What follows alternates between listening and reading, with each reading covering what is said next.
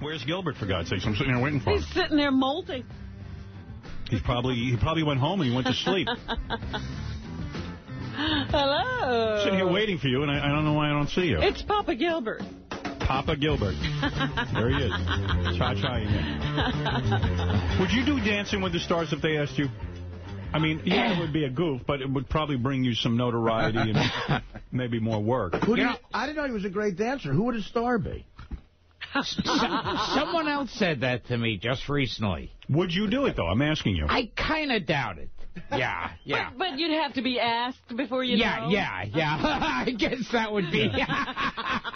They do pay like $150,000. Yeah, it's good okay, pay. in that case, yes, I would do it. But would you treat it seriously? Would you try, or would you just be a comedian? And you would need to try. People would be angry with you. Yeah, I don't think I would try. You know, it's so funny. Gary told me... But what about those gorgeous girls? I mean, if they give Gilbert that woman who's dancing with the soap opera star, don't you think he'll show up for class? He would get a boner on TV. He would see Gilbert's boner. You know, I know you recently participated in the Pat Cooper roast. Oh, yes. And, you know, Artie was telling us about it because Artie performed, and he said it's like a 3-hour roast, which is too long, isn't it? Those roast 3 is short for them. Why like do a Springsteen concert in the 80s. But why do they do that? Why do they make it go so long? I don't know. I think they just they wanted to make it be the biggest event as possible, and they put in a lot of fryers that... Literally, without those roasts, they do nothing else in show business. But I mean, like, I couldn't sit through the greatest movie for 3 hours. I'd be fidgety in my seat. And people get laughed out. But, you know, Gilbert closes, and he always does so great because he gets a bunch of laughs. But, Gilbert, from what I understand, you don't ever talk about the person. He didn't mention Pat Cooper once. Every roast you do. Does it matter who you're roasting, Gilbert? Every roast you do, you tell dirty jokes. Okay, I can appreciate that if that was your comedy act, but isn't the purpose of the roast to acknowledge Pat Cooper and make jokes about him, or are you too lazy to write jokes? People are saying to me afterwards, not only didn't I mention Pat Cooper, I didn't even look over at him. That's right. The whole time I was and in a way, you could say that's the ultimate insult. Well, is that the idea of Gilbert's Is that the idea? That he's just ignoring the person? I just think Gilbert doesn't want to write new material. Yeah, I go that too. Is that the reason? Yeah. So why do you just say, I don't want to go to these roasts? Why do you go? Honestly, I mean, you're not roasting the person. Yeah. It makes no sense to me. You got to see, it is a highlight, though, of the night. He's so funny. But well, he's a funny guy. Well, you know, the Hugh Hefner one, at least he tried to crowbar Hefner's name in some of the... It was like two... Like he jammed it into the jokes. When they say you tell dirty jokes... Two Jews and Hugh Hefner looking. What joke did you tell? Can you tell us a few of the short jokes that you told at the Pat Cooper roast? Oh, I would like to hear it. Oh, they're all on my DVD. Well, give me a sample. Maybe this will inspire someone to buy that thing already. Maybe you'll sell one. Give me some dirty jokes, honestly. I'd like to hear some. Oh, okay. I like that. You're a good joke teller. Let me hear these jokes. Let's see. Which one should I start with? Give us a good one. A guy has the words, I love you, tattooed to his dick. He goes home to his wife. His wife says, stop trying to put words in my mouth. All right, that's a good one. Yeah. Okay, I like that. Give me two more. That has nothing to do with Pat Cooper. Right. Give me two more. I want to hear. I like the dirty jokes. Pat Cooper could have been the guy. You don't even try to say Pat Cooper goes home to his wife. No, nothing like that at all. All right. Little boy walks into the shower, sees his mother standing there. He points between the lights. He goes, what's that? She goes, well, last night your father and I had an argument, and he hit me with an axe. And the little boy goes, wow, he hit you right in the cunt. That's a favorite of yours. Yes. These are your favorite jokes of all time. Yeah, but tell the one with the, you know, the no arms, no legs person where you throw into the wall. Wow, you're really digging deep. Yeah. What is this joke? I don't know this joke. An armless, legless girl is lying on the beach crying. Right. Pat Cooper is armless and legless. No, but I can see why a girl who has no arms or legs would be crying. How she got to the beach is a whole other All right. But don't look at it too deeply. Pat Cooper drove her there. You're saying don't look at the joke too deeply. Yes. Accept the premise. Okay. Okay. A girl with no arms and legs is laying on a beach. A girl with no arms and no legs. He took a motorcycle.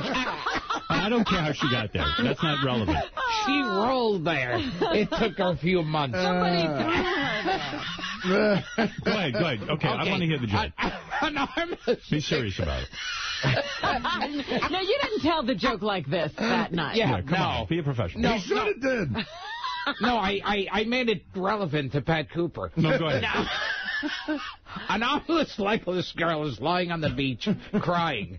A man walks along and goes, "What are you crying about?" She goes, "I'm crying because in my whole life I've never been kissed." So he kneels down and he kisses her. He starts walking away. She's crying twice as hard. He says, "What are you crying about now?" She goes, "I'm crying because in my whole life I've never been fucked." So he picks her up, tosses her in the ocean, goes, "You're fucked now."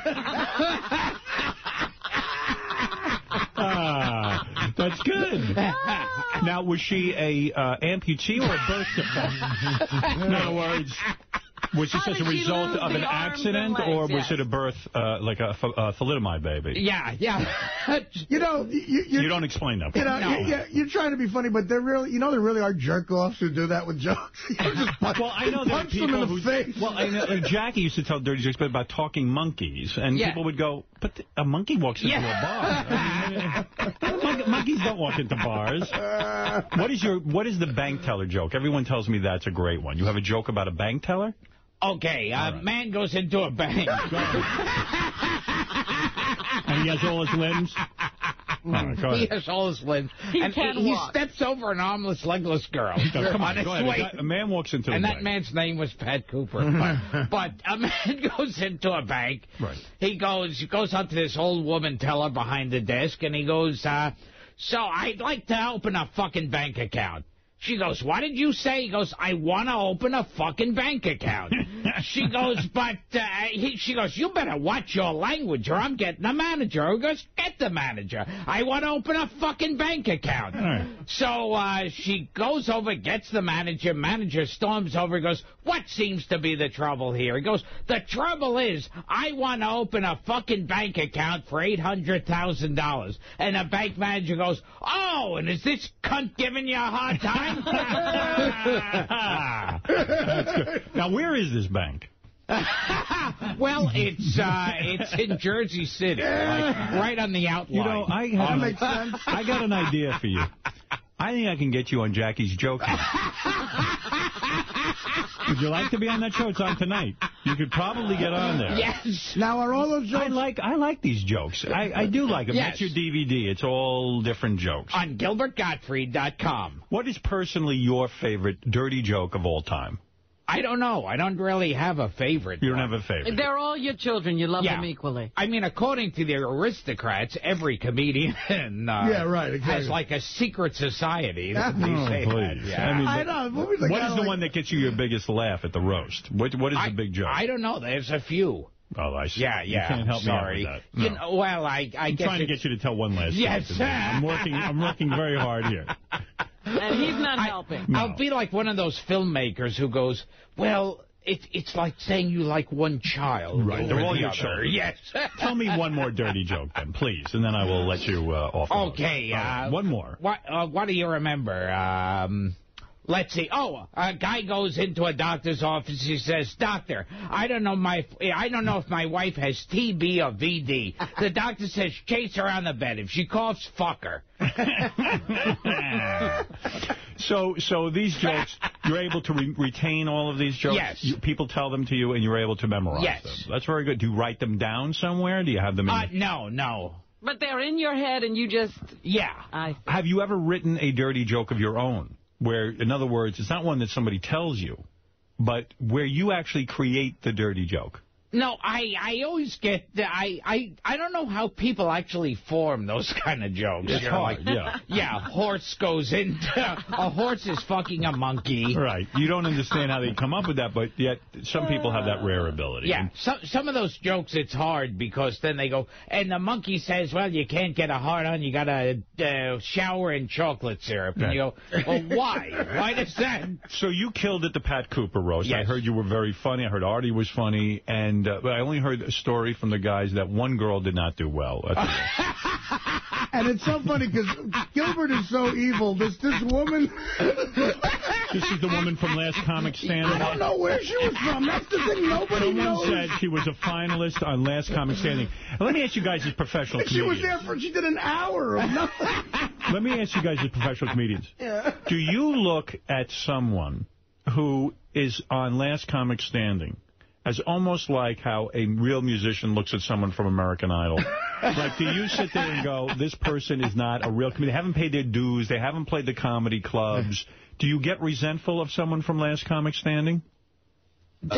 Gilbert, go ahead. It always seems like Last Comic Standing, or the other one was when Ed McMahon had Star Search. Right. That the minute you won that, your career ended before it began. You know? Right.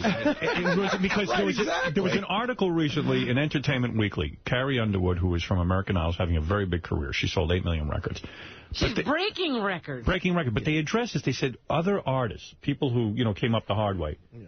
For example, Faith Hill is a country artist, and she cried when Carrie Underwood won the Grammy over her. She was insane over it. It was a country music award. It wasn't the Grammy. Whatever. Gotta get over it. But she was like someone from American Idol, and this is what these American Idol kids have to deal with. They're never really given the respect. Can you respect someone who is a comedian from Last Comic Standing? Well, if you'll notice, not one. I think there's been 8 winners of Last Comic Standing, and they've done nothing. Like, I mean, you don't hear of them doing literally a thing. Because they have 10 minutes, and they got a headline, and then they So can't this girl went up on stage. Why did she bomb? What happened? Were you guys not laughing intentionally? No, yes, Gilbert, what in your opinion? Some people did better than others. Gilbert's the only one I think who had solid belly laughs the whole time. But in other words, this woman, she didn't only bomb. It was like a bombing of, like, you can't even describe it. It was that kind of thing like a bee's drone. You know, you're not really listening. It's just there. And if she was going to make an argument that, like, Last Comic Standing is legitimate, my God, did she put that argument What did she do? Like, She wasn't prepared? She didn't have good material? Did she write jokes about Pat Cooper? I think she was totally prepared. Unfortunately, yes. So when you guys see this, do you feel compassion for her? Or there's nothing you love more than someone else failing. God, I wish she was wrong about that, but it's the best thing ever. And it's like, those machines, you turn them on and you hear the ocean, or you hear wind blowing, and you don't really listen. They're in the background. That's what she sounded like. Psychologically, the reason you like that she bombed is because, in your mind, because stand-up comedy is so easy for you, you say, gee, maybe everyone can do it. And she confirms the fact that not everyone can do it. It is a difficult profession. I've got a great bombing moment before I forget, though. Yeah. This happened to you, didn't it? Yeah, yes. I heard about this. You did a corporate comedy bit. Yes, recently. in South Carolina. What was the company? What was the company? I don't even know. It's some kind of medical something. Was the company called, here, I have it, Cinex? I don't even remember the name. It was something to do with medicine or... How do you get hired? Shows how much I prepare. Yeah, how do you get hired? I get hired, and of course the guy says to me beforehand, he goes, this is a very... you have to work clean here. Okay. So that's number one. Mm-hmm. And can you do that? Are you capable of that? Yeah, yeah. All right, so you're not lying to them when you say, all right, I'll work clean. And then they say you have to... it's also like, say, something like, Christian, you can't do anything. And so I opened up with, like, crucifixion jokes. Oh, my God. Well, why would you do that? I don't know, but this is the ultimate where, like, everyone here would have loved the show because... a guy physically came up, because I refused to get off stage. Right. Once a guy physically got on stage and pulled me off the stage. When did this happen? How recently? This a couple of months ago. So you're up there doing your act. Is the audience booing you, or what are they doing? They're all, like, staring at each other angry. These are Christian, they're, like, complaining. And this guy starts storming towards the stage. And And are you dressed up for this gig, or are you just wearing your my usual? Your usual. Because yes. They even said at the roast, every comedian was wearing a jacket or Except something. for Gilbert? Gilbert, they said, you see how he wears oversized shirts? Yeah. And they're long down to his knees. Why are your shirts so long? What is that? Is that your look? Is that your thing? I don't know. I guess it's what's ever on sale that week. They said Gilbert had on a rumpled shirt. Looked like he just rolled out of bed. So when you get up there, you go and do your thing, and does the guy say to you ahead of time, please, no religious jokes, no... I mean, yeah. So they don't pay you for it because now you've broken the contract, right? No, I got paid, surprisingly. You do get paid. Then there's that other one that you read, because the guy threatened me. This was from years ago. Was anyone laughing at you at the Cinex thing? I think at the very beginning there were some.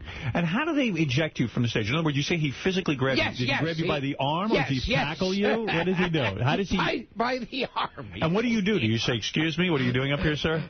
I yell out, you've been a great crowd. And he physically manhandles you and pulls on you. Yes. Have you ever tried running? He did. He did run from the other corporate gig when they chased you. Oh, yes. Yes. Tom Chisano chased him. Oh, yes. There was one where I did so bad. There was like a hedge. It was an outside thing in the yard. There was a hedge there. Now, and, God knows I'm the least physical person. I believe that. I can barely make it from one side of the room to the other. There was a hedge. I climbed over the hedge. You were there for that, weren't you, Gary? No, but we should remind everybody. Gilbert has a mechanism in his head where if you tell him what to do, it pisses him off. Yeah, because it's the same time when you opened up for Belinda Carlisle. Right. So Belinda Carlisle, Jones Beach, a bunch of 14-year-old girls. Kevin Meaney gets the flu. The only comedian in the New York area is Gilbert. They send Gilbert out on stage and they tell him to work clean. And they printed a transcript in National Lampoon. I think Gilbert used the word cunt 91 times. Because they told Gilbert the whole audience is underage 14-year-old girls. Yes. They said that mothers had their daughters that were getting their money back. But, Gilbert, why do you do that? I mean, you are promising these people that you will go out and do a clean act and leave out certain material. I usually try for about 5 minutes. Well, and you get nervous? Yeah. Or does a devil get in you? I have no idea. What is the anger? I remember at the Jones Beach, it's like women were like clapping their hands over their daughter's ears. I love how if Kevin Meaney gets the flu, Gilbert's the first call. But, I mean, isn't it kind of being a bit of a dick on your part that it's like hiring a vegetarian caterer for a party. And order out from McDonald's. Yes. Right. I mean, and then he brings in meat or something. Yes. I mean, you have promised them you will do a certain, a certain kind of show. But it drives you crazy. Yes. You don't want to be told what to do. Although I did one recently. And this was like, I had to host some karaoke show in, like, San Diego or something. I can imagine. It was, and oddly enough, my agent actually called me because he said, not only were they not complaining and asking for their money back, but they actually said good things. And my agent was in shock. Is it hard to represent you as an agent because he gets a lot of angry phone calls? Yes, my agent was going, I can't believe this. This guy says if he does it next year, he might actually want you back. Well, Gilbert, the thing is, they know you as the voice of a duck. Aren't you doing you're doing a new animated movie as Jack and the Beanstalk? It's not animated. I'm actually on camera in a duck outfit. Again, you're a duck. Well, I'm a goose. Bird. You're a goose. Always yes. a bird. Are you the goose that lays the golden egg? Yes. And do you use the same Gilbert voice as the goose? Oh, yeah. You don't make any effort to change your voice? No, it's my friend Jackson. I see. And when will this movie be coming out? I don't know. I think it's one of those like family DVD releases. It's Jack and the Beanstalk. Jack and the Beanstalk. I think sometime next year. Right. So you'll take it. Have you ever turned down work? I mean, you do karaoke contests. You don't really turn down anything, do you? As long as it pays fairly decently, right? If they asked me to strip at a club, I probably would. Probably wouldn't. They asked me to do pole dancing. So the woman bombed at the Pat Cooper roast. Yes. And I guess when you say bombed, the other comedians sit there quietly, or do they begin to... Well, everybody was sitting there quietly. Yeah. I mean, there's no laughs. Why wouldn't the person just sit down and say, okay, good night, everyone, thank you? And then, first of all, she went on a debate. It was literally, I think she went on 3 hours, and people physically had to go to the bathroom at some point. So already she's in a bad spot. Right. And then she just, I mean, the only thing... But you got to see, when they win Last Comic Standing, someone told me she came in second. Like, balloons come down, there's all confetti, like, it's the kind of... You're entered into show business. Right, it's the kind of excitement that comedians never see. Right, no one's giving balloons. And she's up there on stage going, hey, when did the balloons show up? Right, exactly. Yes. And all of a sudden she's, in a way it is a little bit of payback. At this point in my act, the balloons always come down. Yeah, I don't understand why they're not applauding. And she wouldn't get off stage. She just wouldn't. It seemed like it was an hour of, no laughs. And it was one of those things where, like I said, it's like wind blowing in the background. You're not listening to it. It's just there. Peter, you're on the air with Gilbert Gottfried. Gilbert Gottfried, November 1st at Caroline's, Manhattan. I assure you he will not bomb. He's a professional comedian. You'll be in good hands. For tickets, go to carolines.com. And also, if you want to hear more Gilbert Gottfried dirty jokes, as Gilbert demonstrated here, with the C word, all different kinds of words, go to gilbertgottfried.com. Gilbertgottfried.com. How's the website doing? A lot of traffic? Oh, yes, a lot of traffic. A lot of people on there? Yes. Peter, go ahead. A question for Gilbert Gottfried. Well, Gilbert, do you remember working at the Browns Hotel in upstate New York? You were doing a show, and it's a 2,000-seat theater. There were only, 2 tables in the audience. Everything else was empty. And there was an older couple, and there was a black couple. And about midway through your set, you did a black joke. The black couple got up and walked out. Do you remember that? Do you remember that at all, Gilbert? Does that sound familiar? I mean, I don't narrow it down to one. What was the joke that Gilbert said to the black couple? I have no idea. Do I do an old person joke or a black joke? Yeah, he's trying to relate to Gilbert, the audience. have you ever completely emptied a room? You know something? I think at the Improv and Catch in the beginning, sometimes they'd have me go on stage when they wanted to close up early. And I would get the audience so agitated. When you see guys, when you see stand-up comedians like Jerry Seinfeld say, "Oh, stand-up comedy's so easy, I love it so much," you're suspicious of that, right? Yeah. You don't enjoy this career, do you? That's what brings me life. Yeah. That is something that I enjoy more than anything else. Does that freak you out when you hear Seinfeld? I mean, because you don't enjoy this. It's a shot of adrenaline when I'm on stage. I can't find that kind of enjoyment anywhere else. I mean, most comedians are doing anything they can to not have to get up on that stage. Yes. But yet Seinfeld almost rubs it in your face that what's the matter with you that you don't enjoy this? How can a person not see the blessing of going on stage and just the joy of it, the pure, unmitigated joy of it? It's like the way the Vietnam vets were mad at Sylvester Stallone for one guy took care of the whole war. Rambo. I saw Jerry Seinfeld on Oprah recently, and he said, he goes, I did a TV show and this and that. He goes, but I can't live without stand-up. It's my entire life. And, I love it so much, and it's what I do. I have to do, he's driven to do it. He has this gift of writing and speaking. And he must tell you what he's written. I always feel like God can step down tomorrow and say, look, I'll keep paying you. I'll send you the money. Yeah. Just don't do stand-up anymore. Okay. Yeah. No problem. Yeah. I'm fine. And now he has a bee movie. I guess he's like you. You play ducks. He's going to play part of a bee, a bumblebee of some kind, right?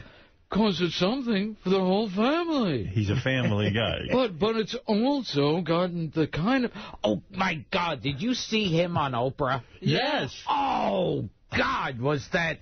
It was like the entire show was a commercial for the movie. Unbelievable. When Oprah gets behind you, man, it's it. It's gold mine time. And he, of course, gave her a part in the movie. Oh, yes. So it's like, forget it. That is Christ appearing on the earth, telling you to see the movie. Well, it's like Beth said to me the other day, she goes, I hear the Seinfeld movie's great. I said, What is that? Where'd you hear Where'd you hear that from? Oprah? She goes, oh, yeah.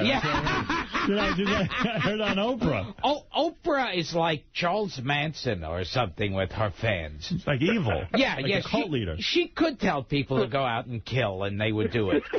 There was a movie Gary wanted to see one time, and his wife refused to see it. Then Oprah did a show on it, and she said, I really want to go see it. I mean, like, she wouldn't trust her husband over Oprah. Right, it's like, it was you crap. must see movie. Yes. There's a movie I want to tell you about. Yes. You will love this movie. Yes. Because I saw this movie this weekend. It's a vampire movie. It's called 30 Days of Night. And in this movie, the vampires figure out they're going to move to Alaska. Because in Alaska, there's 30 days of night. There's no daytime in this one area of Alaska. And I was thinking, you're a huge fan of Bela Lugosi and Dracula and all that. I said, what a fucking idiot Bela Lugosi was. He should have moved to Alaska. This guy was busy in coffins the whole time. You know what I mean? He was hiding from the sunlight. Why did he move to Alaska? What a dummy. And I was thinking of you. Because Bela Lugosi, I always wanted to say to him. Get a condo in Miami. I want to go Dracula. Why don't you live in Alaska? And there's no answer. You didn't see this movie? No. You only watched the old Dracula? Yes. You won't watch the Dracula. Seinfeld on Oprah clips. Want to hear some Seinfeld on Oprah? Oh, sure. All right, just because you referenced it. It scared me. All right, give me a second. I'll drag this right up. You couldn't relate? Yeah, you don't have those feelings. Yes. All right, here we go. All right, here's Seinfeld. So act like you didn't tell me this story already. Okay. Because in the beginning of the interview, we start talking about how this movie came to be. Oh, no. Do you want me to tell that story? Yeah, you have to tell it again and act like you haven't told me. Oh, I can't believe you're asking me. Boy, he's really accepted. This story, I know the story's going to tell. This one is one of those where you think, well, he's a professional comedian. There's going to be something funny. And at the end, it's going to be wrapped up with a big punchline. And I said, so I have no doubt whether or not I think it's funny. It'll be a tremendous wrap-up. And it goes on and on. And Oprah laughs way too hard at it, right? Yes. Okay. Play the story. Because tell me whether... The way this happened was I had called Steven Spielberg to direct this thing I was doing. It was a little, I think it was a commercial for American Express. Right. I asked him if he would do it, and he said no. And, but we were in the same neighborhood. We live in the same neighborhood out in Long Island. So he said, why don't we have dinner? So, of course, I said yes. Oh, yeah. And I got very nervous. I put the phone down. I said, Jess, we're having dinner with Steven Spielberg.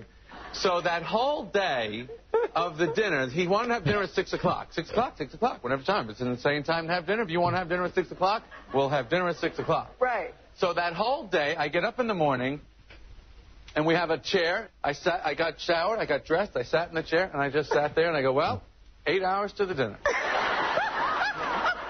What the fuck are they laughing at? And what I love, like Seinfeld, who's got like about $100 billion, right. And his name is like legendary in the business. He's trying to make it like he's like the average Joe meeting Steven Spielberg. Yeah. Oh, I was so nervous. I didn't know what to do. I'm going to meet Steven Spielberg. And then the audience laughs hysterically. Yes. And Oprah's going nuts. The best line is we live in the same neighborhood out in Long Island. Yes. What kind of neighborhood? They live in the Hamptons. It's like Yorkville. There's one house per block. Yeah, he lives in a crappy apartment. They're in row houses. Oh, wait, here's the rest of the story. Okay. Spielberg lives upstairs. Our kids play stickball together. Yes. Just waited in the chair. There's no need to do anything else. There's no point in trying to do anything else. I'm not going to be able to concentrate on the television or a newspaper. I'm just waiting for the dinner. No, really? Why not? Oprah's beside herself. Have you ever been asked to be on Oprah? No. I don't think I ever will be. I got to say, I've seen your act, and you're a really funny guy. Why can't you get Oprah to give you these kind of belly laughs? I mean, it's ridiculous. I know. You've got to be jealous. Absolutely. Absolutely. I mean, hey, you want to hear an Oprah joke? Yeah. It's not on the DVD. Go ahead. Let it out. Which is available on GilbertGottfried.com. This is good. You've been home watching a baby all day, so this is good for you to get a all right.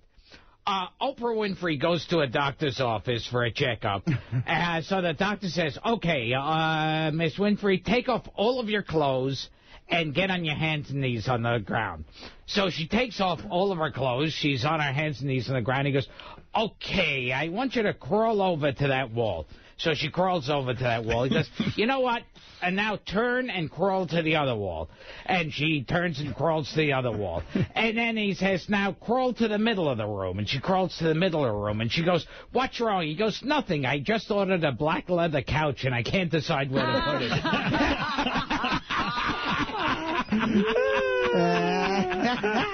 You think Oprah would laugh for you like she laughed? Why don't you go on Oprah and tell her that joke?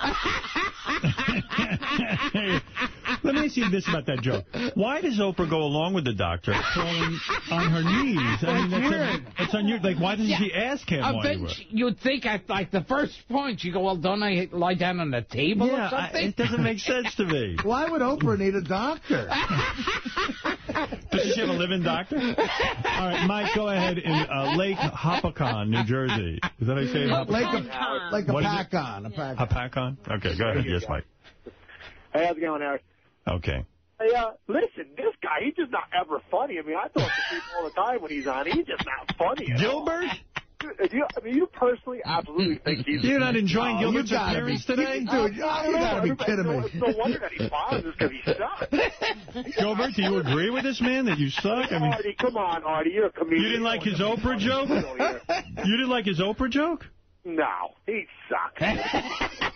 Gilbert, now, do you want to win him over, or do you just give up on someone like Sir, wait a minute. Sir, what religion are you? Can we offend you? I'm Catholic like you are. Oh, Catholic. Anything else offend the Catholic? You want to say something offensive? I guess not. All right. Well, I'm sorry you don't like Gilbert. I kind of do. Kind of. For me, that's a rave. You asked him a question, like, if he ever gets offended, these people win last common standing, maybe he should try to be a last common standing. I like to see Gilbert in a house. I think Gilbert has proven himself. He just seems, not to interrupt you, sorry, but he just seems so mundane and boring. Do you feel you're mundane and boring? You do. Yes, I'm like Perry Como. Do you have moments of doubt that maybe you chose the wrong career? What do you mean, moments? Constantly. Yes. Yeah, Gilbert sits there going, I should have been a roofer. Yeah. There was a moment he almost became a roofer. Yes. Dan, go ahead. You're on the air in Niagara Falls. Hey, now, and hiyo. Okay. Gilbert, I just wanted to say, you're definitely 10 times funnier than Jerry Seinfeld. I actually heard a story about him, and it's definitely a true story. He was at some hotel, and apparently he smoked cigars. And it was in New York, and he can't smoke inside, so he told the guy, I want to smoke my cigar inside, and the guy said, you can't. He said, well, then can you set me up somewhere near a door? So they had him set up. Then he wanted to eat lunch, and he said, I want to eat with everybody, but I don't want anybody to bother me. That's some story. Well, you tell a story like Seinfeld on Oprah. I'm not an asshole. He's mad at me. You just wasted time. Go fuck yourself, fatso. See, now you're being funny. Well, thank you, Dan. The guy needs a little prodding. What can I tell you? Gilbert, I'm excited for you. I know that this gig at Caroline's is a big deal for you. Wait, I want to tell Gilbert, because we never told Gilbert my bombing story at a benefit. I get booked to do stand-up for a benefit, Gilbert, for Prader-Willi's disease. Do you know what that is? No, it sounds good, though. Prader-Willi's disease is a disease. These teenage girls and guys don't have the chromosome in their head that tells them when to stop eating. So these kids overeat till literally they explode, and and their parents have to, like, literally chain them in and build a fence around them. And before I'm in a room with all the parents of these kids, and before I go up, they show a video of a 17-year-old, 400-pound girl. When she hears the ice cream truck, she goes nuts, and they have to, like, tackle her. She goes, oh, the ice cream truck, the ice cream truck. They interview the parents, and they have black and blue bruises. And then after the video, they say, ladies and gentlemen, Artie, and my first line was, I said, oh, my God, I'm so full from eating at the carving station. Thank God I have that thing that tells me when to stop it. And I got booed off stage. I got escorted out of the... Wow, well, you guys certainly have your horror stories. Yes, well, you know. You do. A little music from Gilbert right now. In honor of his appearance today. We're taking care of business. Well, I get up every morning with a heart on 'cause I'm horny. Grab my Vaseline and then get busy. Then I hear a voice I love. I grab my cock and start to rub and think I'm Robin with those big round titties. Yeah. I dream of tickling Robin's clitoris every day. Tickling Robin's clitoris. I'm not gay. Tickling Robin's clitoris. She's real tight. Tickling Robin's clitoris. I jack off all the time. What are you, a homo? Ow! Tommy? Yes. Hickory dickory dock. Ow! All right, say something worth listening to. Or... Ow! You fucking dickwad. Can you stop annoying me? Why don't you come on in here and then we'll talk. You fucking asshole. Come on, come down here. Don't call me on the phone, you pussy. What are you, a homo? Ow! Are you? Yes. You have the address? Come on down and fuck with me, you little fucker. In your face. In your face, fuckface. Come on down here, motherfucker. Come on, pussy. Hey, that's the best you can do. Okay. Come on down here and say it to my face, motherfucker. Okay. Do it. Get down here. Hurry. Fucking knock you next week, motherfucker. Oh, I love this. Come on. Bring it on, motherfucker.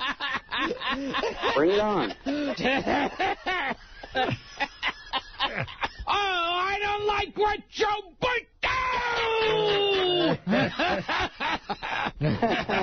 Dick face. Come on, bring it on. Yes.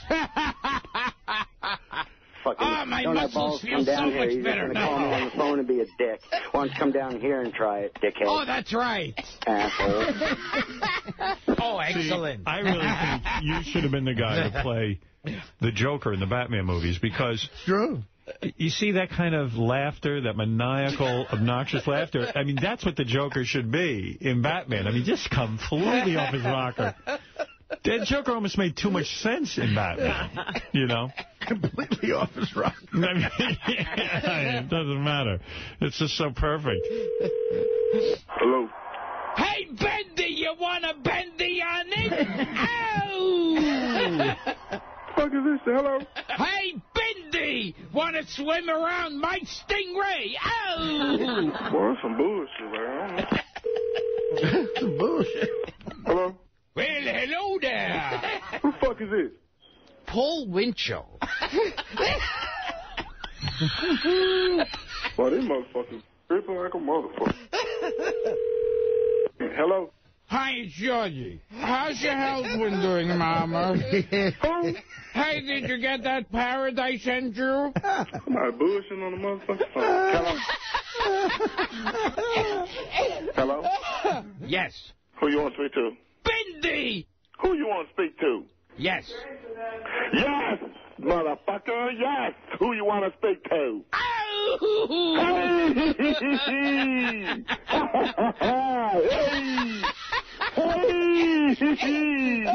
Oh, yeah. Oh, yeah. Oh, take it.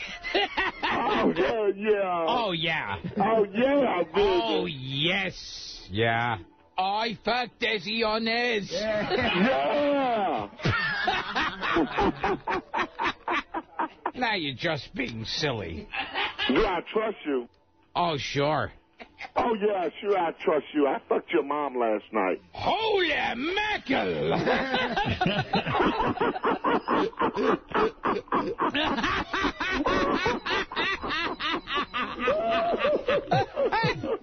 Oh, my goodness.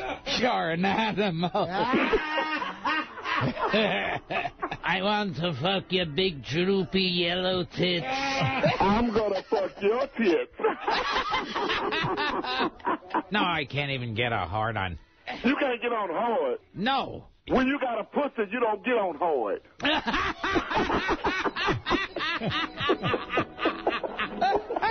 Are you gay? Yes. You are gay? I have sex with pigs. You have sex with pigs? Yes. You fucking asshole.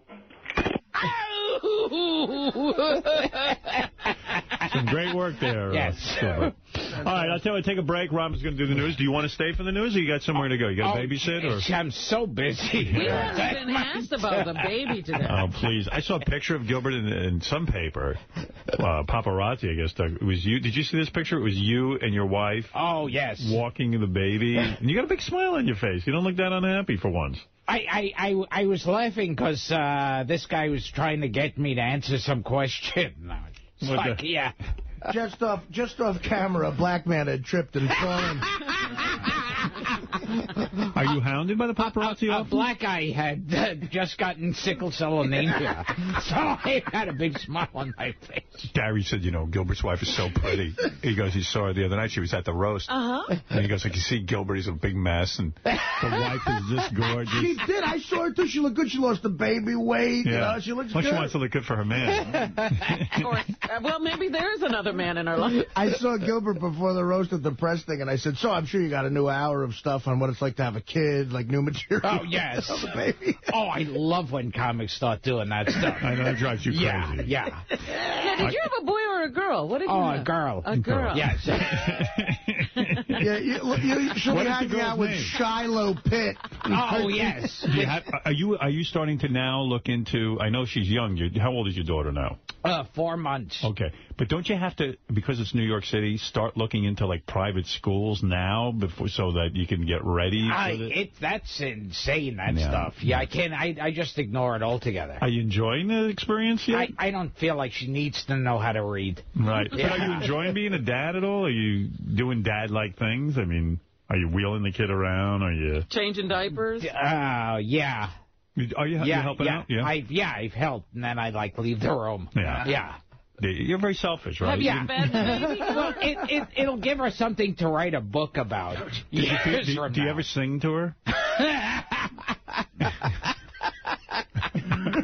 You would never do something. I'll put out an album of lullabies. No, That's but I mean, do you ever read to her?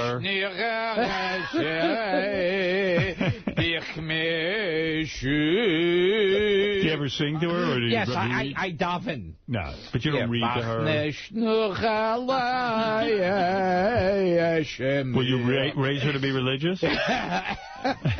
Okay. Would you ever rock the baby to sleep? Seriously. Well, somebody sent us one of those electric rockers, so you're not going to have to do that. But do you find, I don't know if you can answer this seriously or not, but I want you to be honest, because a lot of guys who get married find this. After the baby, you're not as sexually active. Like, do you find you and your wife have cut down on sex? Yeah, no, I jerk off twice as much now. You do? Yes. So you do find that. Okay. All right. I can see I'm going to get a lot of good answers. Gilbert Gottfried, November 1st at Caroline's in Manhattan. Of course, GilbertGottfried.com, all of his dirty jokes. Robin, I'm going to ask that we do a break, and then I'm going to call upon you to tell us what is going on in the world.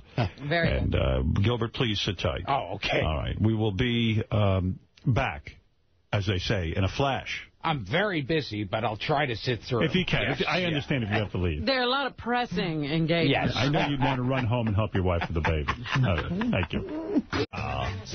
Yeah. Gilbert Gottfried, our special guest, November 1st at Caroline's in Manhattan. And you can go to carolines.com if you want tickets. Go to gilbertgottfried.com for the Dirty Jokes CD. DVD, rather. Excuse me.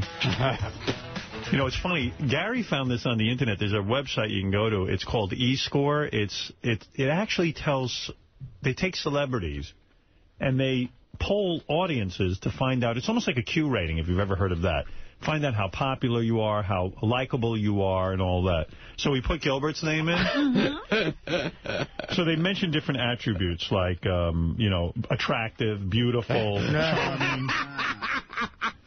And it's really amazing what they found.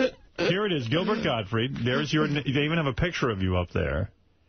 And they put all the statistical stuff. And they even show you who they poll. Like, they have 37% of the people are persons 13 to 17 years old. Adults 18 plus, 64%. So they break it all down for you, who these people are. People with incomes of $50,000 and more, 60%. Incomes of less than $50,000, 62%. Some are college graduates, some are not. It's a very big cross-section of America. And anyone you could ask. It's scientific, yes. So it's not like it's any one group. And, Howard, you should know, this isn't just some website. It's actually a service that our television show pays for. Right. So you can tell. It's very legitimate. All right, so let's see how you did, Gilbert. All right, so attractive. Total people who found you attractive, it says statistically 0%. I kid you not. It says with women, you had a 1%, but statistically, and the men, 0%. No one found you attractive. Not even fags. No. Then they use the word beautiful to describe Gilbert Gottfried. 0% again. 0% women, 0% men. Charming, 2%. Boy, you'd think charm would have been my main one. Creepy, 26% total. 28% of the women said you were creepy. 24% of the men said you were creepy. Out of those people who said you were creepy, it was mostly pretty even between women and men. So at least I'm getting a little higher rating there. Glamorous, you got 0%. Handsome, 1%. So there was somebody who found you handsome. Physically fit, 1%. That's surprising. Sexy, 0%. But you see, you did well. It says unique, 32%. So yes. You see, that's where you did well. It's so unique that no one would be attracted to me. Here's the you got a 65% for being kooky and wacky. Oh, there you go. There you go. So there you are. People think that. But they do not find you attractive, charming, or beautiful. Or talented. Yeah. Yes. They do find you creepy. Yes. Hey, Howard? How many different ways can they say the same thing? Sexy, glamorous. I mean, Jesus. It's a lot of different words, yeah. I'm looking at yours. I bet you I'm not better. You're not. In fact, you may be worse. Oh, and I'm going to tell you because I was just following Gilbert's numbers. So for attractive, Howard... People don't understand I look better in person. You were 1% across the board. 1% found you attractive, 1% men, 1% women. Well, Gilbert got 0. Yes. So All right, for beautiful, 0% across the board. All right, same as Gilbert. Okay.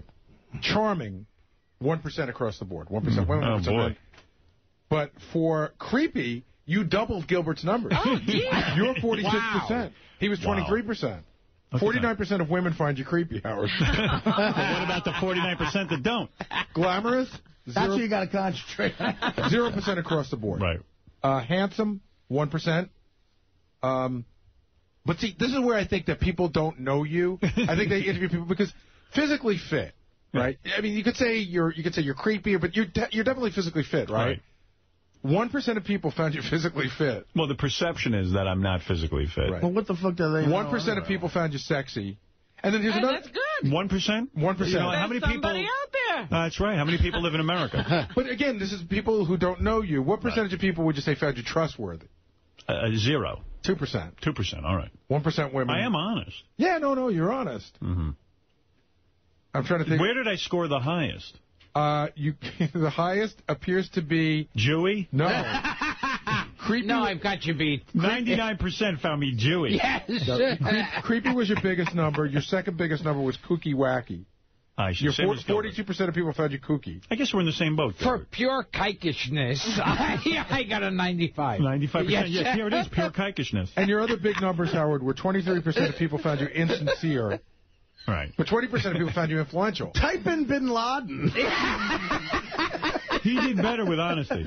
I was going to say, like... He did better with sexiness. I mean, that's surprising to me because your numbers couldn't be any worse there. Really. No, it's that's very, ridiculous. very bad. It's very bad for me. It's probably just about as bad as it gets. That's retarded. Well, at least people have a definite opinion of me. Let's go to Steve Langford, who wants to give us an update of what's going on in the Howard 100 newsroom. Steve, what's on your mind, and what have you been covering in the Howard 100 news? Just some of the stories we're working on in the Howard 100 newsroom. Breaking news. The operators of the broken vending machine that a very hungry Artie Lang growled at earlier today Telling Howard 100 News reporter Lisa G. they have decided to present Artie Lang with a key to the vending machine. Wow. Well, that's like a key to the city or something. I mean, but that's like giving a heroin addict control of Afghanistan. I mean, what are you kidding me? He's not. Is he going to have to pay for his food, or they're just going to give him the key? And he's going to abuse it. That's free then. That's crazy. It's unclear at that point in terms of paying or not. But Artie can actually open the vending machine and get his paws on the snacks, whether or not the vending machine is actually working properly. Wow. Good for you, I don't know Artie. if this is a good thing. No, listen, people trying to help him. Give me a key and I can sell a candy to Artie.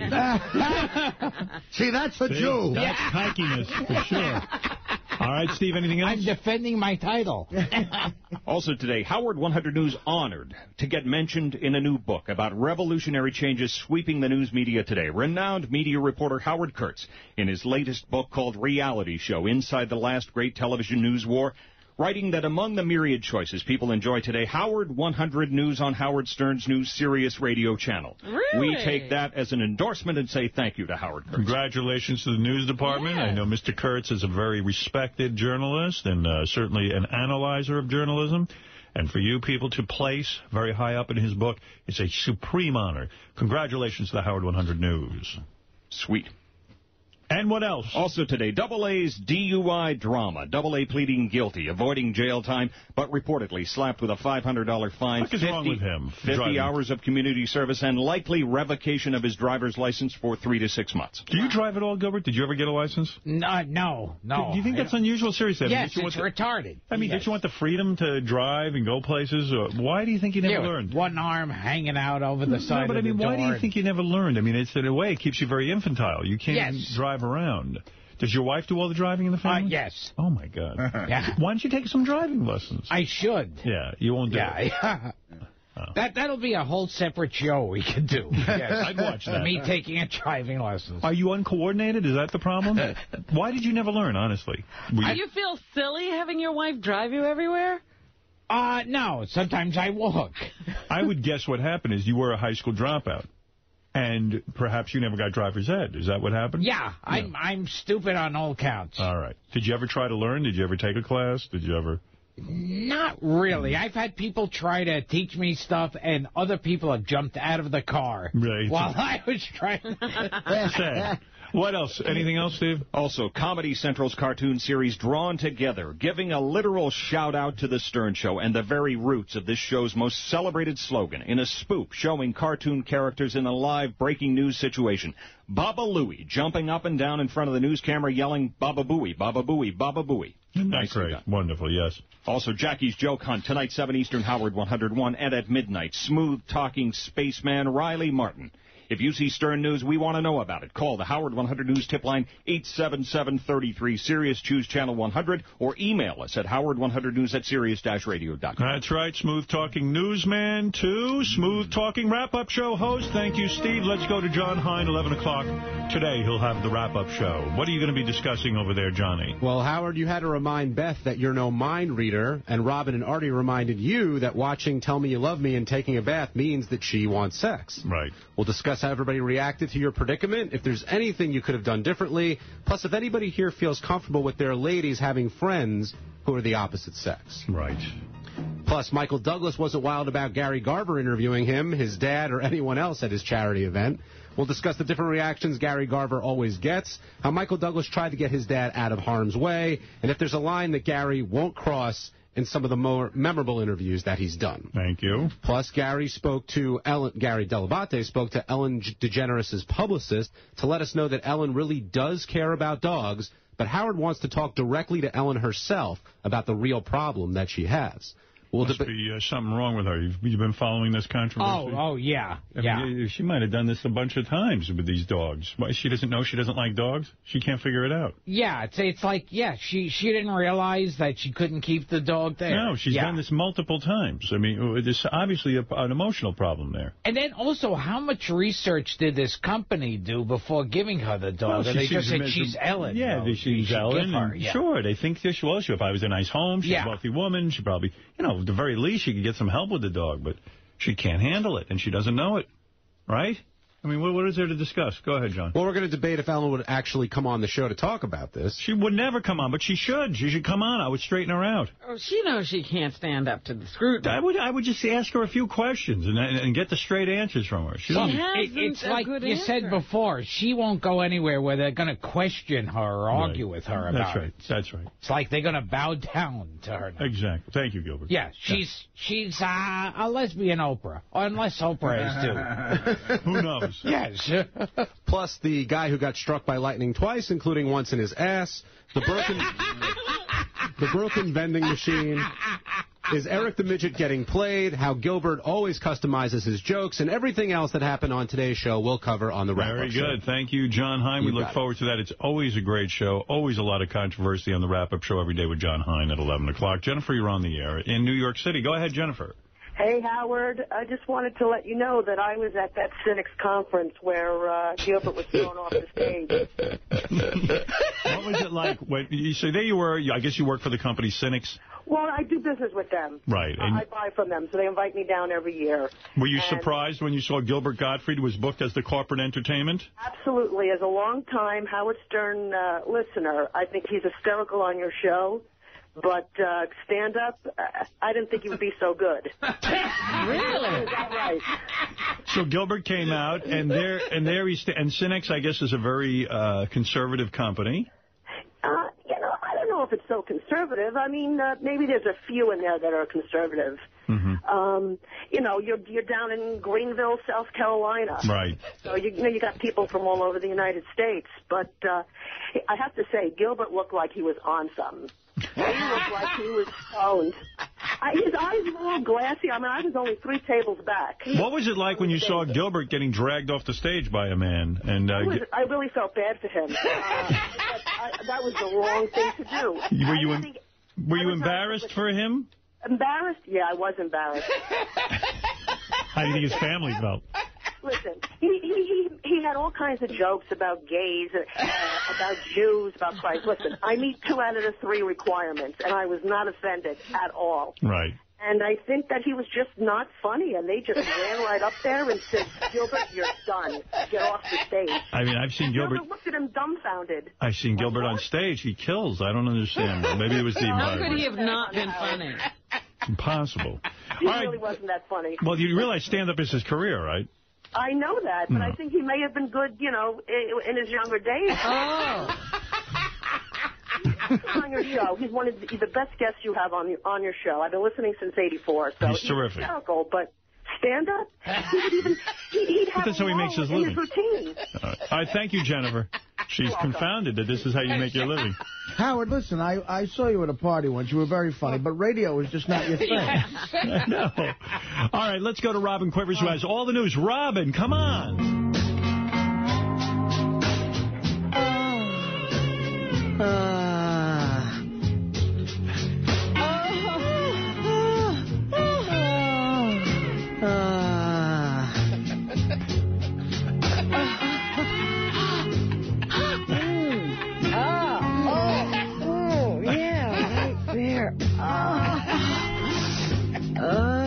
So sexy, my Robin.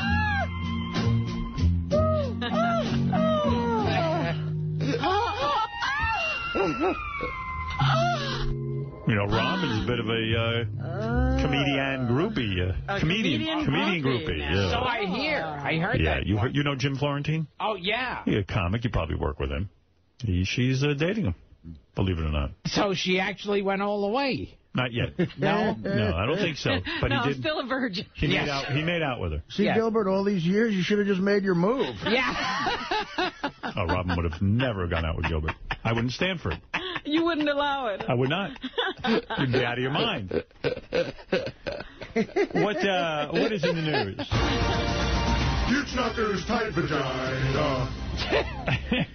I know you're and I am upset about California burning, but it is interesting when famous people's houses are in jeopardy. Right. Oh, it's fantastic. I I get a kick out of reading the story now. If it was just regular people, I wouldn't be nearly so interested. I feel it's a lot of, regular people and famous people. These fires are burning down their homes. I don't know how you would... regular people too, but, you look in the paper, there's Matthew McConaughey and his beautiful girlfriend rowing away from... That guy always has to get that every day. Imagine the guy's house is burning down, and he has to get out there with no shirt on. Oh, of course. And row around in the ocean. Get his picture taken. All he has to do is go to a hotel. No, he really likes to. I don't know what this guy's career is. It must be getting his picture taken with his shirt off. They say he's psycho with taking his shirt off. Yeah, it's unbelievable. Well, and these are not these retouched pictures you see in the magazines. He's a little flabby around the middle. Really? Yes. I don't believe that. These are very encouraging pictures. You talking about Matthew McConaughey or Gilbert? Maybe I was looking at I won't take my shirt off in the shower. I feel since you've had a kid, you've put on a couple of pounds. Have you? Or am I mistaken? So what, you saying I'm less physically fit? I didn't think it was possible. Gilbert's carrying the baby weight. Right. I'm losing my body. Are you glad you got married? Are you liking marriage? Yeah, well... it changes you as a person. Is that right, Jerry? Between stand-up and marriage, it changes your entire life. Yeah, for the better, I would imagine. Absolutely. You love women and you love stand-up. Absolutely. Is your wife doing a cookbook? Is his wife doing a cookbook? She's got a cookbook out. Oh, God.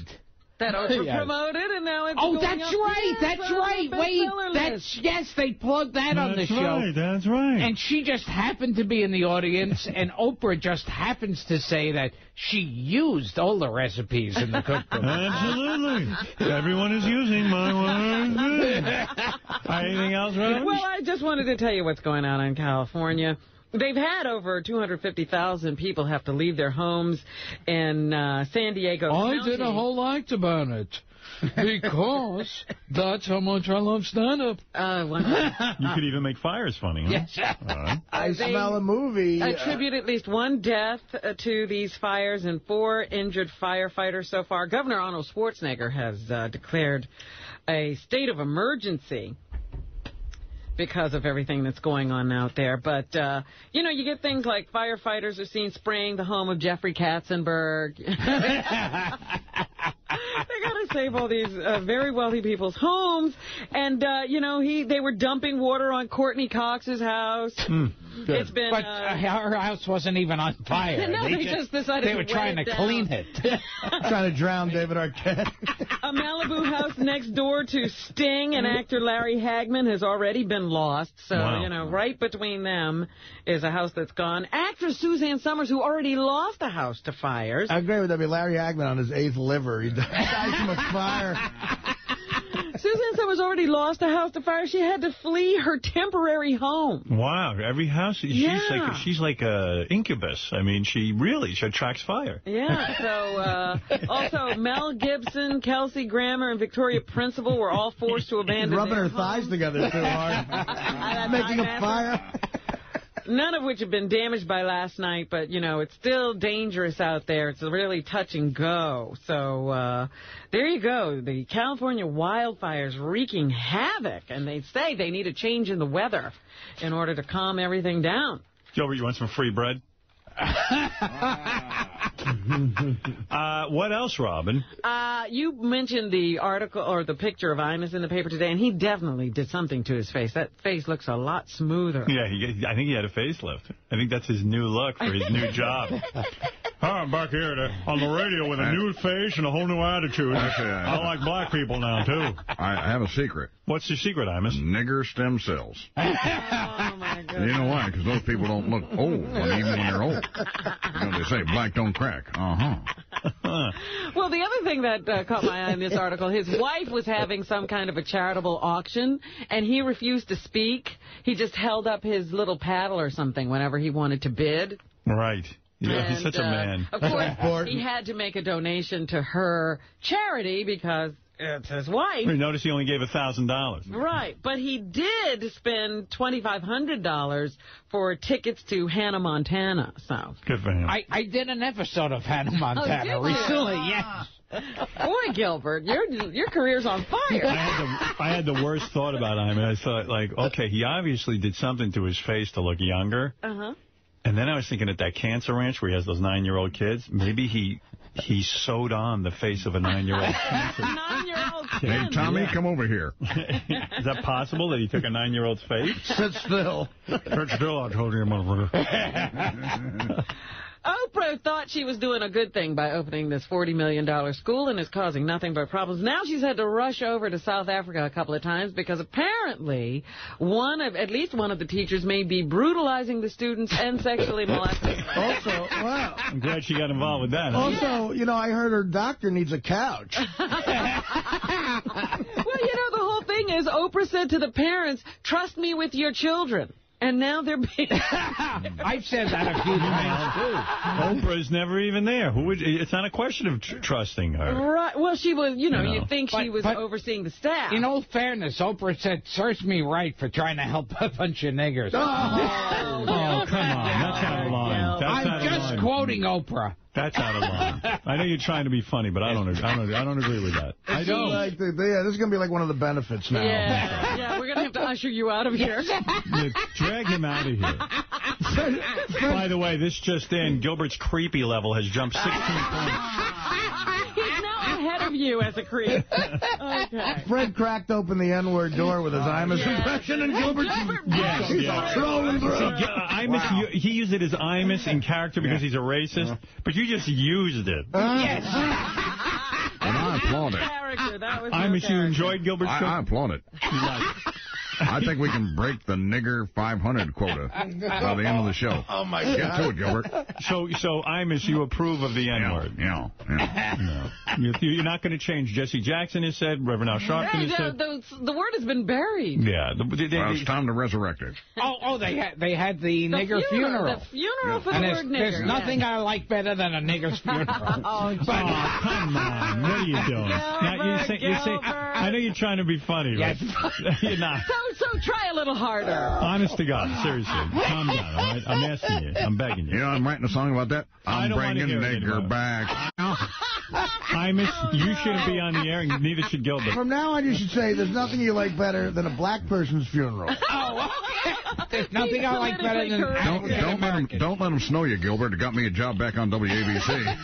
Now, I know what you're saying, guys. You're making fun of... Yeah, that's it. All right. Robin, what else? I want to change the topic. Some kind of social comment that's being made. Right. Oprah has had to fly over to South Africa twice in 10 days. Africa?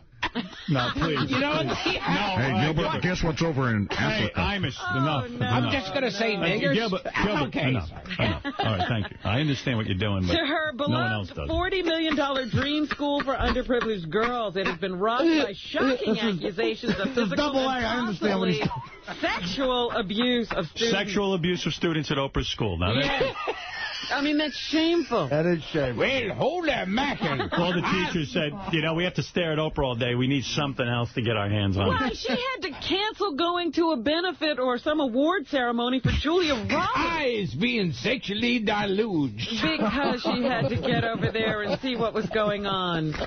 Nothing is more serious or devastating to me. You are a student over there at the school? Well, yes, I am. All right. Well, I is a girl in the Oprah school. You don't sound like a girl. Very feminine. And I was being sexually deluged.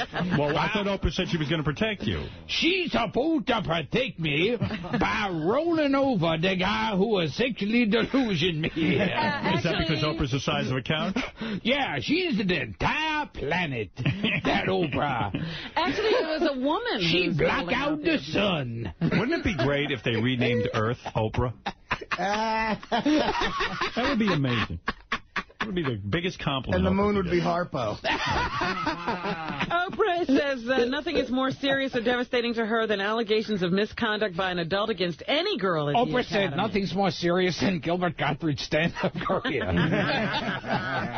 Well, I'm glad Oprah's looking into it. Oprah was alerted that a female school staffer allegedly grabbed a student by the throat and threw her against the wall, and at the same I was being strangled-magated. While that's wrong, Oprah admitted the kids' SAT scores went up 250 points. And at the same dorm some matron screamed at the assaulted wards. The unidentified woman also allegedly fondled at least one if the girl was white, you wouldn't have to strangle her to get her.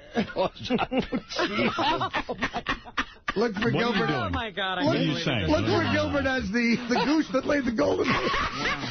Yeah, in a Disney production. Oh, my goodness. Winfrey has hired a U.S. team of private investigators led by a 30-year investigator of child exploitation at Chicago's Cook County Sheriff's Office to work with South African police to figure this whole thing out. All right. Thank you. There. Yum, yum, eat them up.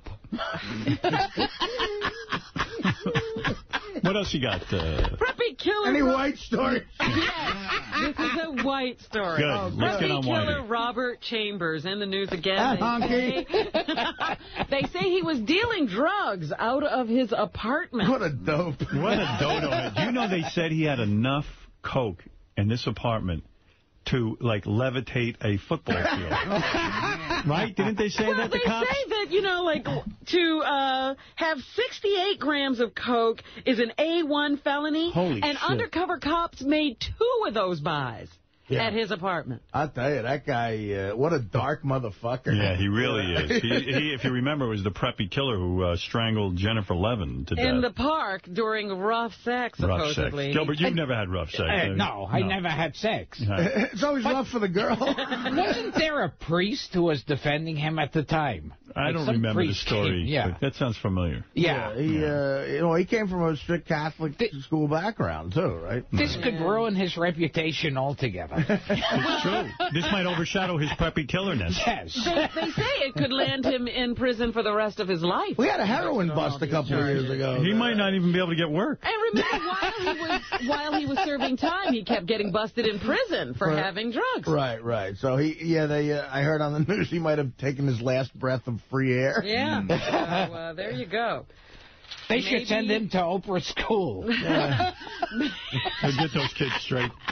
Maybe somebody, he needs a good strangling. I might straighten him out. Right. Today's lesson is from the preppy killer. I thought that, you know what, when Larry David got divorced, or, his marriage broke up, I wondered what would happen on Curb Your Enthusiasm, his show. I think all of the world is wondering. Yes. I can't sleep nights. Well, I think it's very bold. His girl, the woman who plays his wife on the show, walked out on him last week. So there is going to be some marital discord in the Curb Your Enthusiasm marriage. So I guess his life does imitate that TV show. Not since Who Shot J.R. as the countryman. Riveted. I find this interesting. So I like the show, but it's not an enormous hit at this point. No. It's not any kind of an enormous hit. What else is in the news? I love Larry David, and I just wondered what he was going to do. There's some new report out that was conducted by NASA that they won't release the results of, because if we saw it, we'd probably never take a plane again. You're kidding. What does it say? Well, they're saying Oprah writes that they surveyed a bunch of airline pilots, like 24,000 commercial and general aviation pilots over 4 years, and they have discovered that problems such as near collisions and runway interference occur far more frequently than the government previously recognized. Oh, yeah, you're kidding me. Come on. So they won't release the data because they don't want us to see how bad things are. That's what they're saying. I'm beside myself. Well, you don't even fly. Oh, no, I'm flying. I got a couple of trips coming up. Really? Oh, yes, I wouldn't have read this to you. I would have kept the news from you, too. Between this and Larry David's marriage, I don't know which is more serious. Looks like I'm going to a local fat camp. Right around the block. And they're not the best ones. The Jersey City fat camps are not. All right, let me take a break, and when we come back, Robin will wrap up. And Gilbert, of course, we celebrate your appearance at Caroline's November 1st. Everyone is talking about it, figuring out how to get tickets at carolines.com. Especially that woman who just called. And Gilbert Gottfried's Dirty Jokes. Go to gilbertgottfried.com. I think blacks are lining up, too. We'll be back right after these words. Yes, I love it. I love being here, and I love being with you. And Gilbert Gottfried will be at Caroline's in Manhattan November 1st. And go to carolines.com to get tickets. And DVDs galore at gilbertgottfried.com, the Dirty Jokes DVD. Robin, go ahead. I know you want to wrap up. I know you have a big day ahead of you with enemas. One thing to think about, Howard. Yes. Married couples often pack on the pounds, especially right after the wedding. I've seen it in Gilbert. He used to be a thin guy. He used to care about what the ladies thought. Now, he's let his whole sex appeal go. Yeah, no, you definitely gained weight. You see how I dropped in the ratings there. Do you ever go on the scale and weigh yourself? Or No. It's too depressing, right? Yes. You don't have man boobs, do you? I hope not. Do you ever work out? You have a bench press or do... Have you seen can't you tell? Have you been to a gym? I run every morning. You never do a push-up? Nothing? Yes. Have you ever done a push-up? Could you do one push-up? I can't do one push-up now. Wow. No. Wow. Amazing. You're so out of touch with your body. I don't blame you. All right, Robin, what else? They say that single young adults tend to be the most active, watch the least amount of TV, and are the least likely to be obese. But once you hook up, the pounds go on, and they go on even more if you're married. All right. Another study says that older men who shack up with much younger women are actually the answer to longevity. I believe that. Who do they use as an example of this? They always put Billy Joel's picture in there. Well, look how good he looks. I know when he was growing up, he didn't think he'd be that guy who was the example of something. Well, look, I would imagine being around younger women is very, very exciting to a man. When men mate with women who are 8 or more years younger, it increases the lifespan of both sexes over time. Is your wife much younger than you, Gilbert? She's 19. She's 19, yes, that's what I thought, yeah. I'm amazed they didn't mention Larry King. I thought you were going to go for that. Well, he doesn't fit the example of looking good. Oh. He would scare people off. Right. Men who have children at a late age help to make natural selection work to protect human survival because they are passing on more genes. It's just the way we've evolved as humans. So Gilbert is contributing to the genetic pool. Yeah, old men making babies. See, it's very important. Right. May bolster human longevity in the long term. It's obviously not my stand-up that's important. It's my passing genes. And they say just coupling up in general, because being close to someone makes your immune system very alike. So there you go. The old man starts to match the younger woman. Are you making money investments in order to secure your child's future and your wife and to make sure if anything should happen to you, Gilbert? You are an older man than your wife. Yes. She's Are 19. you all insured and everything? I'm getting more and more mail that's like, do you want to leave your family with the cost of your funeral? I would imagine someone like you doesn't care. Yeah, I know.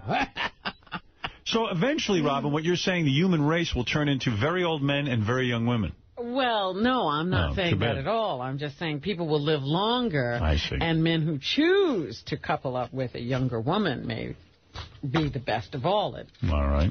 beating that game. Sounds important.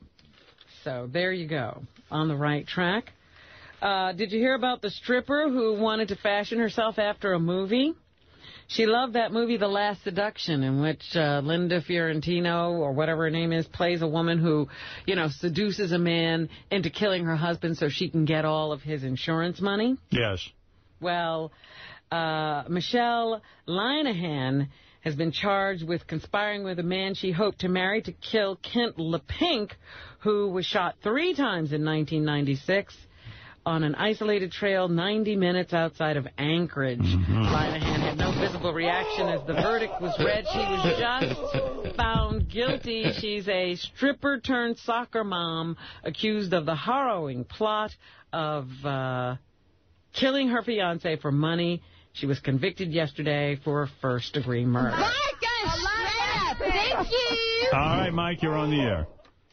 Hello. Howard, sorry about that, Howard. I had the radio on. Hey, now. Hey, now. About a year or so ago, you played a bit that Sal and Richard did. It was called, I think it was called the Black Haunted House. You said it was racist, and you played about less than 25 seconds ago. I didn't think it was racist from what I heard. I thought it was just some of the same humor that we get on the radio show. Is there any way that you could probably play that for me? We could listen to it together. I don't remember the bit, but if I banned it, did I ban the bit? You banned it. I banned it. No, who said? Oh, well, not on the radio. I felt it was too racist. You didn't ban it, but you said you thought it was racist, and we could play it once. If you want, it's on Gary Pugh. Let me hear it. Upper right-hand corner of Brown. What is this bit? This Halloween, if you're black and you love to be scared, do we have the place for you? It's the Black People House of Horror. As you enter the House of Horrors, you walk into a dark room. As the light comes on, it reveals a job application. Yeah, I thought it was in poor taste. I didn't think it was particularly funny. Took a long time to get to. That's why I rejected it. Well, it's an old joke. Yeah, I mean, we all heard that joke. And I found it too racist. Even Gilbert, who was a racist himself, finds it racist. All right, Robin, anything else in the news? Yes. Smokers are like irrational animals. Shut the fuck up. Look at you animal. No. You animal, you baby gorilla. Oh, my goodness. These are the words of a Malaysian hardline Islamic. A Malaysian? She's not even a person. Why don't they ask a human being? Smokers are like animals that do not think rationally. I'll give them something to smoke. Smokers do not use their brains because they continue to let themselves be addicted to the habit despite knowing it was bad for their health, right? According to this authority. Yeah, all those moron smokers in history like Mr. F. Scott Fitzgerald, Mr. Churchill, Winston Churchill, Mr. Keith Richards. Great people. All smokers? Geniuses. Anything else, Robin? Goddamn motherfucking Dennis Leary. The woman who was accused of killing a woman and then trying to remove the unborn child. Mm-hmm. She was just convicted of that crime. Bobby Joe Stinnett was killed by Victoria Schmelechtenstein. And she's currently dating Robert Chambers. No, she was killed by Lisa Montgomery. Okay. And Victoria above was cut out of her. The baby lived. This woman they just finished the trial, and she was convicted. They're hoping to be able to give her the death penalty. I guess there's another phase of that trial that has to go on. All right, Robin. That always amazed me. How bad a crime do you have to commit to get the death penalty? Cut a baby out of a woman, you'll get the death penalty. It almost depends on where you are. Like, what are they discussing here? Anything else, Robin? If you're in Texas, you get a hangnail. They get the death penalty. Other places, it's very, very hard. Let me see. What else do I want to get to today? We talked about, what's her name? Marie Osmond. She is okay after fainting on Dancing with the Stars last night. Who knows? Oh, my God. Is she okay? and her facelift looks wonderful, by the way. Here's Marie apologizing once again. No, this is Tom Bergeron, I'm sorry, talking about how Marie passed out. Number 5. She passed out. She fainted, as you saw. And the first words out of her mouth when she saw us all leaning over her were, "Oh, crap." At least she said crap. All of Branson, Missouri got nervous. Here's Tom Bergeron saying that she's a real trooper. She is a trooper indeed, and she's backstage with Jonathan. She's a fat celebrity who shouldn't be dancing. That's what she is. And finally, here's Judge Bruno Tonioli discussing one of the dancers last night. That was full of excitement, lively pleasure for me, the best samba of the night. All right. Somebody's samba was really good. He was talking about Scary Spice. Mel? Mel B. Mel B? That's right. All right. You know Osama bin Laden put out a new tape yesterday. They know he's alive. See, this really pisses me off. I thought it was easy to dance to. But this one really pisses me off because he's specifically addressing the people of Iraq, which means he is alive and well and thinking about what's going on and trying to exhort people to continue to make war on us. And we haven't caught him. And he's pissed that a lot of kids are illegally downloading the record. I'm just glad he doesn't, release a tape and go, Howard Stern's my hero. Yes, well, this time he's telling the Iraqi people to stop their civil war, to unite, and get my dirty joke DVD also. There you go. Eject the infidels. I threw in the ocean and I said, you're fucked now. A midget goes to a hooker. I said, Gilbert is good on the show, but horrible stand-up. Yeah. I don't get it. President Bush... If he was in Afghanistan, I'd pull him out of the country. What else? President Bush presented a posthumous honor to a Navy SEAL who was killed in combat in Afghanistan yesterday. Lieutenant Michael Murphy was honored with the Medal of Honor for Extraordinary Heroism in 2005. Here's the president. This brave officer gave his life in defense of his fellow Navy SEALs. 2 years later, the story of his sacrifice humbles and inspires all who hear it. And by presenting Michael Murphy's family with the Medal of Honor that he earned, a grateful nation remembers the courage of this proud Navy SEAL. After the family was presented with the honor, Murphy's dad, Dan, called himself extremely proud and sad. Number 11. Michael was a extremely focused, intense young man, just a all-around American boy, I think would be the best way to discuss him. In other words, he was the opposite of Gilbert. We hired Gilbert for a private Al-Qaeda party. Well, I'll tell you what. It was awful. I know terrorists who are funnier than Gilbert at stand-up. Makes me so sad to see another guy losing his life to this war. I mean, I just question what the hell we're doing over there. And, Well, at least this guy was fighting in Afghanistan. He was fighting in, that's right. War. He was in Afghanistan, but that's right. we do forget the toll that all of this is taking. All right, Robin. The search for the next manager of the Yankees is officially underway. Are you used to yet not hearing the voice of George Steinbrenner, but hearing a younger Steinbrenner named Hank be the mouthpiece for the Yankees? Here is Hank Steinbrenner talking about... Hello, I'm Hank Steinbrenner. You sound very different, Mr. Steinbrenner. I love showering with the other players. You shower with the players? Oh, my goodness, yes. That'd be a great interview. And you want to pay them a lot of money, don't you? Oh, my goodness. I polish their bats. Hank was talking about Joe Girardi. He met extensively. I love Joe Girardi. with Yankee officials on Monday. And here he is. Okay. And so forth. Having been a catcher and been a smart catcher. I mean, he was what? Wasn't he manager of the year last year? His first year ever. Let's see how many guys have done that.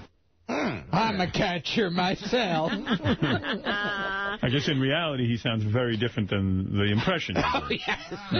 Anything else from... Girardi managed the Florida Marlins in 2006 and was named the National League Manager of the Year. So that's who the Yankees seem to be looking at. These are initial talks, however. Were you into baseball when you were a young Steinbrenner growing up? Oh my goodness, was I ever. I love the way the outfits look when they're real sweaty. I like to be their ball boy. You never played yourself, you just enjoyed watching the players. No, but I play with the players. Do you like A-Rod? I like many rods. I like A-Rod, B-Rod. Yeah. Who would have thought that in 1974, when you were developing your Paul Lynde impression, that it would be relevant to that? All right, let's... No, it is relevant, because today is the 30th anniversary of Paul Lynde's death. Is that right? Did you know that, Paul Lynde? Oh, my goodness, I'm dead. All right, Robin, is that what's happening? What'll I wear? One more thing. There is a campaign afoot to help Britney Spears. People are saying, some of Britney's former friends and employees are saying we should boycott Britney products right now, and especially her new album and the single. We should also be writing to her record company that they should get her help. This is called the Be Proactive to Help movement to get Britney some help. Maybe she they is, should, according to them, a broken woman. Maybe they should mind their own business. What is that? They are saying she's very broken, and the only people around her now are these business people who continue to exploit her every move. All right, Robin, thank you. And I assume that's what's happening? That's what's happening. All right, Gilbert Gottfried, thank you. I'll be on that movement. I'm going to go out and write some signs and protest. Yeah, I'm going to have you locked up. All right, Gilbert, thank you. I admire the fact that you don't pressure Britney Spears. And I admire your stand-up very much. Gilbert Gottfried, November 1st at Caroline's in Manhattan. You're a unique new voice in comedy. Yes. And for tickets, go to Caroline's.com. A bright young man, a bright young talent. You're a bright star. And also, to purchase Gilbert Gottfried's Dirty Jokes, go to GilbertGottfried.com. We all rush there in admiration of your new DVD. That's enough. I just looked at the time. It's time for the wrap-up show. Thank you, Gilbert. Thank you. Thank you, everyone. Yes, thank you.